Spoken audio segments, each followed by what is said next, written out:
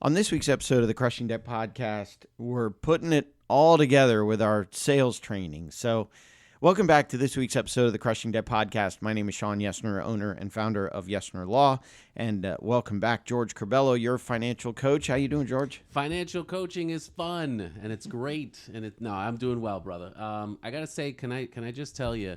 Remember, I'm in the midst of buying a house, right? Building house. I know buying and building. You're doing both, but.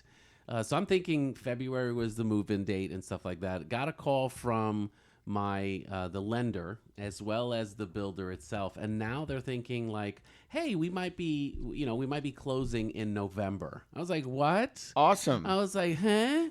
I was like, "Okay, so that obviously panic mode because you're like, do we have enough for the down payment and all that?" How's that saving challenge? Yeah, exactly.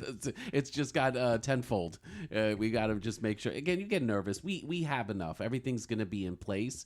But the first, for me, I'm the scarcity mindset. The first thing that comes to mind is like, holy cow, is this going to be enough? Will we lose the house? Oh, no, we're not going to move. So, of course, that was the panic mode when we heard that. But now it's just organizing all the information, getting everything together, and kind of closing it out. But I was like, how? But then I talked to a client of mine who's he does contracting work itself, and he's like, yeah, they're probably gonna like 2 days for the kitchen, 3 days for this, do that. As long as there's no weather issues, getting into the house in another month is actually possible. So I was like, oh, not ready for that. The only thing you got to do is do the walkthrough, the punch list. Yes. Because there's going to be things that, we need to fix that. And there's a chip here. Right. And we need to do that. Well, yeah, definitely before the closing. We did the walkthrough for the whole, just for the foundation. Right. Structure. You saw the bones of it. Yeah. So the wiring, they did a lot of the wiring at that point, but you're absolutely right. Now that the drywall's up, things are there. It's like, now you got to, fine tooth comb. Like, looking for like that chip. Right. Or like, that rug is out of place or this thing is out of place. So, I'll be looking forward to that. That's for sure. That's exciting. Congratulations. I'm excited, but it's been a while since being a homeowner. Been in Florida for 5 years, so it's kind of like now we're kind of ready to settle in. And that doesn't make you a native, by the way. No. I what makes me a native is I'm wearing sweaters when it's 70. That'll make me a native. Yeah, but we're good there. We've got so next week we've got our first camp out of the year for Cub Scouts. Nice. And so I've already been looking. It's supposed to be in the 60s at night, so Ooh. I'm gonna have all of my winter clothing ready, my goose down, my overcoats and whatnot. But no, so it's interesting. My parents have been in 3 houses my entire life. Mm-hmm. The house where I was born and grew up in, the house they moved into after that, and now the house they're living in Tallahassee now that they've retired. Right. Every house they've lived in, they've bought brand new. Nice. Okay. Since I've been alive. Right. Meanwhile, every house I've lived in has been, someone else. I haven't gotten them new. It's been someone else's house. I mean, the thing is, too, I've realized that, in certain markets, it's, I'm not into the older homes. There's just so much work that can be involved. For me, I think Florida, too, I don't know if everyone takes care of the home. The sun, obviously, wreaks havoc on roofs and just, overall like paint. So there's a lot of more maintenance that you have to do because of this, where you are. There's only so much land in Tampa Bay. Yeah, that's the other thing too. So for me, it's like, hey, it's a 3-bedroom, but one of the bedrooms is your garage. I'm like, yeah, I'm good. Let's look in a different area so maybe we can get something that's if we're gonna have a bedroom, it's an actual bedroom, right? So what the heck are we talking about today? So I kind of mentioned last week on the show that we had our garage sale this past weekend, our community garage sale this past weekend. So I do live in a deed-restricted community, a homeowner association community, a bunch of Karens, whatever you want to call it. Be nice. I know. And twice a year, our community has a community garage sale. Other than that, you're not allowed to hold a garage sale unless it's on your own. The weekend of the community Okay. garage sale. And so years and years ago when I started the podcast, for those of you that are brand new listeners, thank you, welcome. Thank you.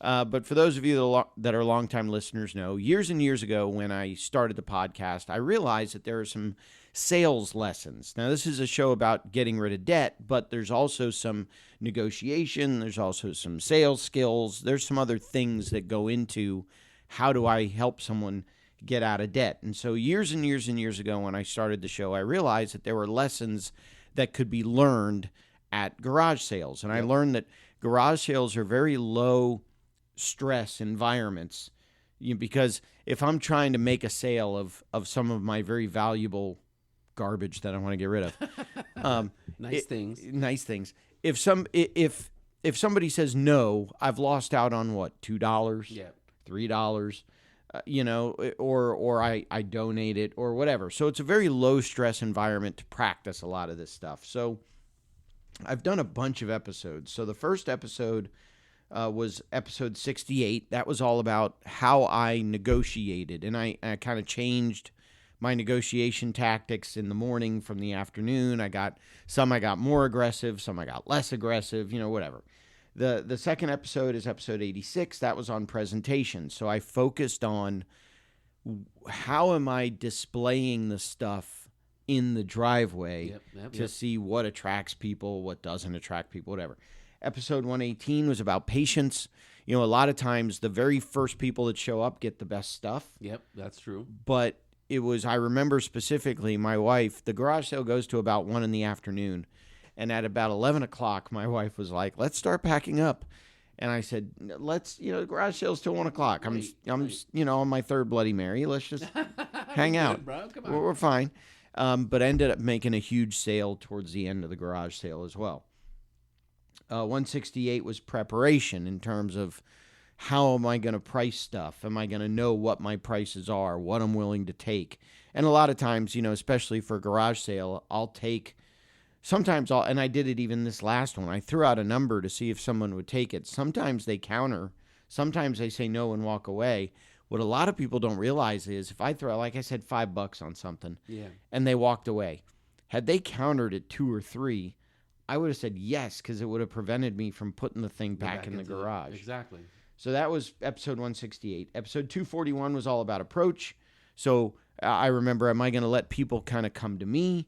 Or am I going to, hi, how you doing this morning? And, am I going to start a conversation with them?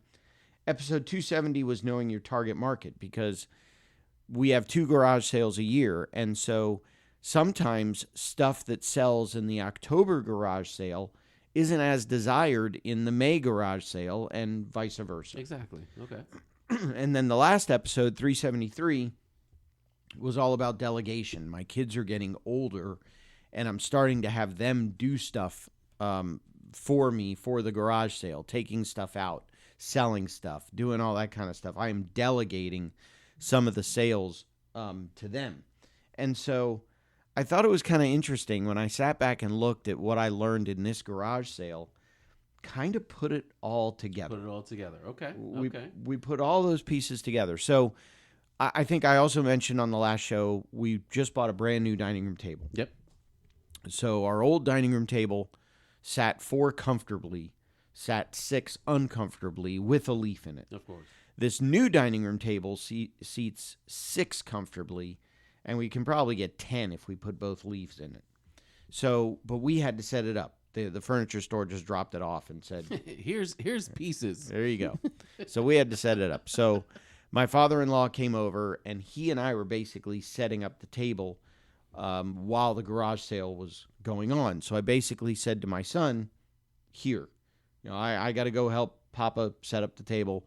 Knock yourself out. Okay. And basically said, whatever you sell, you keep. So I'm standing out there at the garage sale, and I see my son walk out with a piece of cardboard. I'm like, what? Why are you selling cardboard? He's like, I'm not selling cardboard. Dad. Come on, Dad. He was selling his Pokemon cards. Okay. And so he took this piece of cardboard and he wrote Pokemon cards and baseball cards and basketball cards for sale. Nice. Okay. And I was like, but no, it's the sign. He said, well, yeah, but I don't want the cards out here. It was kind of overcast. Weather held out all morning, but it was kind of overcast. The boy is trying to do his marketing. He was marketing. He's like, look, if you want to see the goods, you got to tell me what you want, and I got it for you. Exactly. All right. And I'm like, he's taking you to the van, right? New York City. He's like, hey, I'll take you to the van. Come, you gotta get the good stuff in the van. But I'm like, dude, if you don't have the cards out, no one's gonna want to buy them. They're gonna want to see them. Exactly. He's like, it's okay, Dad. I'm like, whatever, fine. You'll learn. You'll learn, young one. Yeah, exactly. Garage sale's over, And I was like, so how'd you do? He said, I made $50. Nice. Like $50 For just a sign. for having a sign. Mm-hmm. So what would happen is people would walk up and go, oh, you got Pokemon cards for sale? And he'd go, yeah. And they'd go, oh, well, do you have blah, blah, blah, blah, blah. And he'd go, yeah, let me go check. And he'd run inside. He'd grab those cards. 1 second, sir. He's got a bajillion of these Okay. cards, which I forget what episode it was. The one we did about purchases.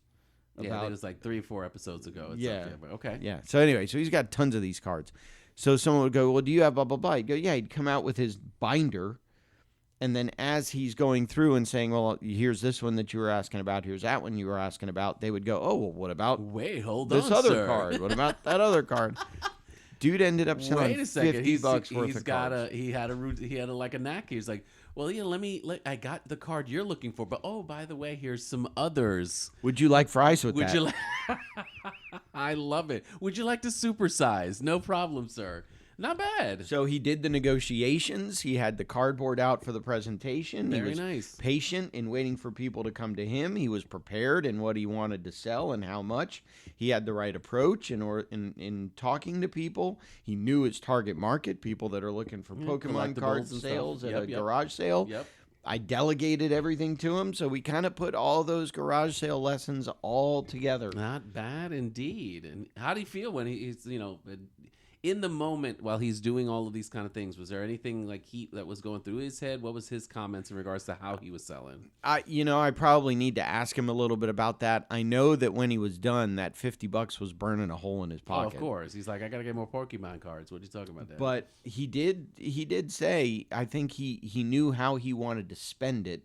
I didn't really get to ask him much about the negotiations because okay. I spent most of my time building a table, taking Gotcha. apart the old table, building a new table, which it was weird. I had to use the Allen wrench to put it all together, but the way they put the bolts in there to put the legs on, I couldn't maneuver the Allen wrench because it kept bumping into the top of the table. Okay. I ended up You ended up with a three-legged table. three-legged table that kind of wobbles a little bit. No, we put it together. It's nice. So well, we got to know from his experience. Again, putting all of it together. How was it? Were there some reactions from his customers, people who were coming in? The other thing too, was he able to say no?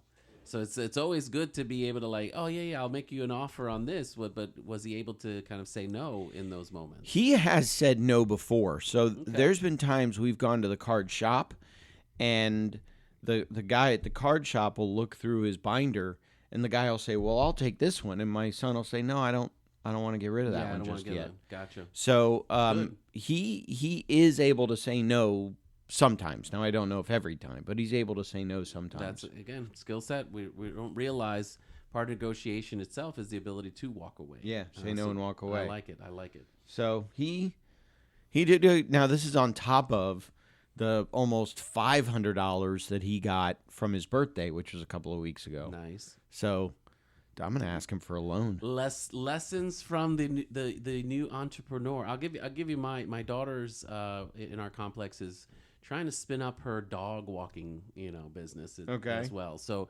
again, it's kind of a little harder in regards to marketing, right? So I'm like, okay, so I'm asking her like, how do you want to promote your business? And first things that we're thinking about, again, she's social media thing. So it's like, is there a way to put something in the community kind of bulletin board? So yeah, Right. There's a virtual bulletin board. We're like, okay, let's what do you want to say? So of course she gets sassy and is like, well, the best dog walker in the world. We can try to do that. I was like, all right, let's humble ourselves in regards to how we're advertising. But it's like, hey, do you want to miss date night or long evenings or that kind of thing? Walk on the beach, but you got to pooch. At the house that needs to be walked. I can be that person who can be that for Although you. she's what, 16? 15 years. 15. Old. Yeah. So don't discount, though. What I found when I was a young attorney was there were a lot of people that wanted to support me because Of the age. young attorney, starting Yep, my own you're right, business, you're getting right. out there. So don't discount No. kind of the teenage best dog walker Yeah, ever. well, that's true. Could That's attract true. some people. I mean, she did the sign, so the sign. I was like, okay, she went a little overboard on some of the things that she was saying there too. But I think you're absolutely right. I think it's more of like A lot of the people who are like using her, for the dog walking, it's kind of like, hey, we want to support, young entrepreneurs. We love supporting the teenagers who are trying to, just make that living itself. So at some point, I've said I've got a pressure washer. I'm going to give that, but I'm going to let my kids borrow the pressure washer and just go knocking on doors. I mean, back in the day, it was kind of here's a rake. Take the leaves, go to the neighbor's yard, and it's like, hey, do you give $10 to rake the leaves? Why not? I used to push. So my father and my grandfather went in on a lawnmower, and my grandfather lived, I don't know, 6 to 8 blocks away from us. Not far enough that we could walk it. And so they would have me push the lawnmower from my dad's house, from my house, to my grandfather's house, my grandparents' house. There were a couple times where I stopped off along the way. Hey, while I've got it out. Yeah, I mean, it's out. If you need some help, made a couple of bucks. Why not? I mean, these are the lessons, like I think, from our listeners too, like what are some of the stories? We all grew up where it's like hard work is not a bad thing. Gotta hustle a little bit. Me growing up, it was a bag and groceries. I go to the grocery store itself, hey, I'm, bagger for the day itself, make some money off tips. It wasn't even like a job. It was like you made it off tips itself. So, deliveries and those kind of things in the city, of course, New York City. So you have to, kind of watch where you're going from that perspective. Were you allowed to get tips? In the grocery store? At the grocery store? Well, again, New York City. So yes, okay. We were allowed to. I mean, we had the little bucket that you can collect the change and things like that. So I worked at Publix. Publix is different though. I think any Floridian, you worked at Publix at some point in your life. I worked at Publix in summer between freshman and junior year of college, right? Or freshman and sophomore and junior year. I went home to Miami, worked at Publix, and Publix does not allow you to accept tips, but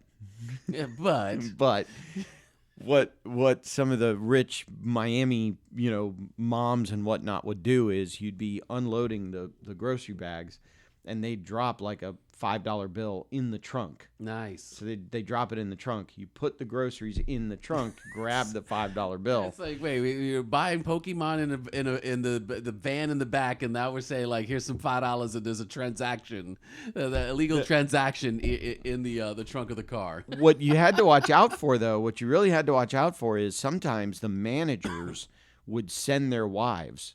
Or really? Manager that big, or managers from other stores that you didn't know would come every once in a while. Come on, and they would offer you a tip, and if you took it, they would let you go because it wasn't allowed. That's a little harsh. Espionage. Yeah, that's a little harsh. I think that's going a little overboard.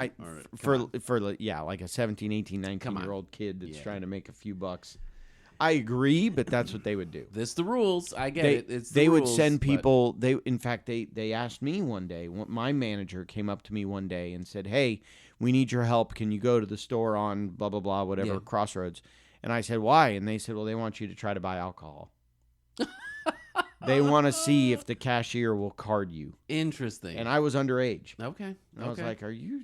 Because the other thing, when I first started working at Publix, they came to me my first night closing the store. Okay. So you have to block everything. So basically you pull all the stuff from the back of the shelf to the front so that the shelves look full. Yeah. Everything's pulled up to the front. Of course. Okay. And so the manager that was closing pulls me aside my first night, and he goes, "So we've got regional coming tomorrow." I said, "Okay." He said, "We need you to mix all the salad dressings. All the salad dressings that has been sitting on the shelf that have separated, we need you to mix them. Shake them. Okay. So that the salad dressings... It's not oil and vinegar on the top. Looking, I got you. And I'm like, "Dude, but I'm going to do this tonight?" And he said, "Yeah." And I said, "And they're not coming until tomorrow morning?" "Yeah." So, well, they're just going to separate. Yeah, they're going to do it again. They were hazing. The manager was hazing me. Oh, come on. But I'm like, wait a minute. So all these other employees are sweeping and fronting shelves and mopping and cleaning, and you're going to pay me on the clock to shake salad dressing? Okay. They said, "Yeah." Who's laughing now? Bye. Okay. I will shake salad dressing if that's what you want me to do. They were all laughing, thinking they were hazing me. I was laughing because I'm getting paid and like, everybody else is cleaning. And sorry, while I shake these salad dressings, you want me to move out of the way of your tremendous broom that you're using to sweep the floors? I love it. And again, yes, working for other people, right? That's that's one thing you have to kind of worry about with that. But that's an interesting story, for sure. Interesting story there. But I would say lessons as the young entrepreneurs. Again, these are lessons that we're always constantly trying to teach our kids, and these are our opportunities to be able to instill the skill sets needed to be functioning adults. I mean, this is just like you don't realize like. We think we're like helping our kids by like, oh, we'll just do everything for them. And it's like, no, you've got to instill these kind of lessons because if not, TikTok's going to teach them that, gift card purchases are free. Could you imagine growing up with TikTok or Facebook? To be honest with you, I just don't. It would be definitely different, dude. Like, me growing up, I think like computers were starting to like. You go from word processors, remember typewriters or word processors to actual computers. I mean, these kids have computers in the palm of their hands. They have computers on their phones. Totally different. So yeah, I think we would be different, and then we're seeing it in our generation now too. I think it's just. Like attention spans, socialization. I feel there's a lot of those issues that we're seeing as part of the technology there. I would try to use it for good, man. I want to learn. It's like, wow, I could get access to information, but yes, some of it is dumb. The thing that I've noticed, my younger son, he's really smart.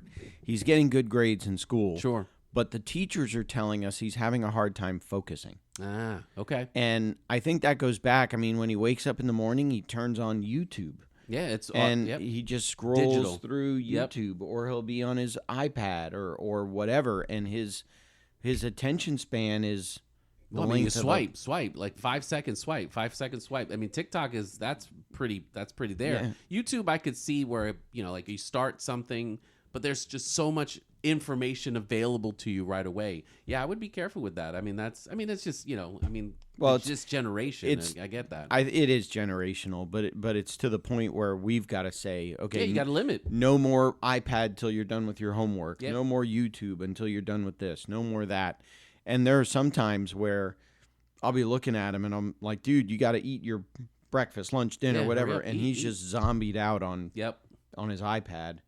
Oh, we've instilled the rule like dinner time, no phones, no technology. We try to do those kind of things. And I get it. They'll eat lunch on their own. Right. They're still scrolling while they're in, and it's like I'll look at my daughter too, and it's like, dude, you've been there 20 minutes. The food is already cold, or the dog is ready to eat your food. Like just pay attention focus on your food and just finish it. I'll pour the milk in the cereal, and then I'll say cereal's getting soggy. Yeah, and it's up to them. At that point, I've given them their warning. Well, wait, so you would be you pour the milk, you do the cereal, then pour the milk. Is that apparently that's sacrilegious in some people? Well, you're supposed to pour the milk first. My wife says she pour the milk first, then put the cereal, so that it doesn't get soggy. And I just like, what? What about the cereal that's touching the milk?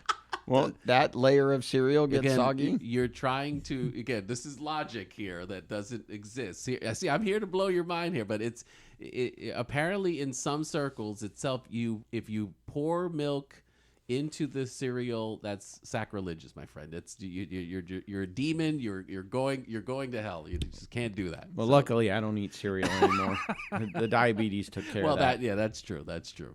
But yeah, dude, guys, take the time. It's all about lessons. These are it's only a garage sale, right? And yet the life lessons that he's taking from it, from the past years. Look at all the lessons that he was able to put together. And be proud, Papa. Yeah. Like, damn, that was pretty good that he was able to do that. It's $50 less I got to spend on Pokemon cards now going forward. Well, the next lesson too is save some of it.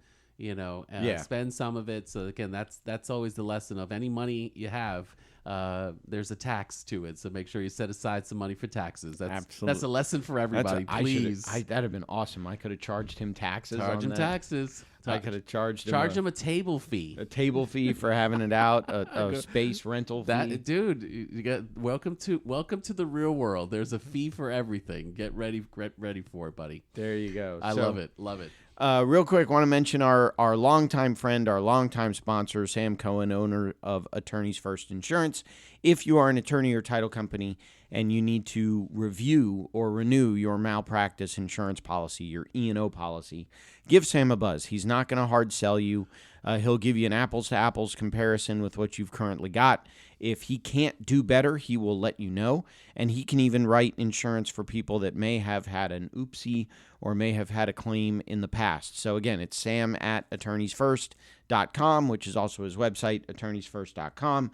Also, check out all the social medias, the YouTube pages, the Instagram pages, all the Facebooks, all the books of faces. Support is all we're looking for. And the Patreon page. Yes. If you enjoy the show, check out our Patreon page. We will do a short after pod that'll be only available to our patrons on the Patreon page, which is crushingdebt.com/ I'm sorry, Patreon.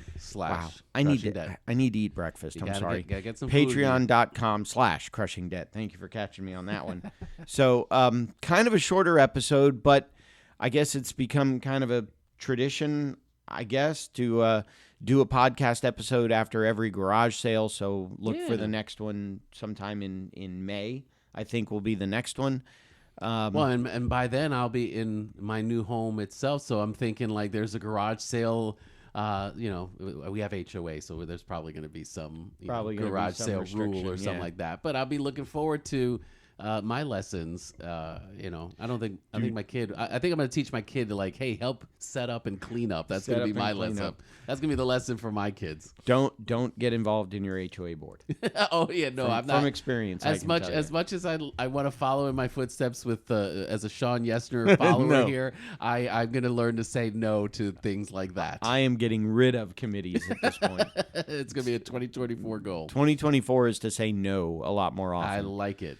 So, meanwhile, a little bit of a shorter episode, slightly shorter That's episode. all right. That's okay. You're doing good. But we do hope that you enjoy all of your garage sales. Go out, practice. It's a very low-impact environment to practice whatever skill you want to practice in terms of negotiations, sales, whatever it is. And we do hope that you have more money at the end of the month rather than month at the end of the money. And we will talk to you in next week's episode. And hopefully any day now we've got a new editor. So coming soon. We'll keep you posted on that. And we'll catch you in next week's episode of the Crushing Debt Podcast.